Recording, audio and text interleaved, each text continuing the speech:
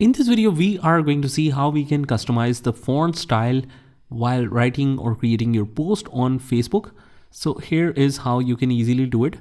If you type a simple message, let's say this one, you will notice that you won't be able to change the font because Facebook doesn't have this option by default. However, what you can do is just write fancy text generator on Google, and after that just paste your message on the left hand side, and on the right hand side you have this translated or converted to in different styles, so you can use any one of them because when you copy and paste it works perfectly like a charm.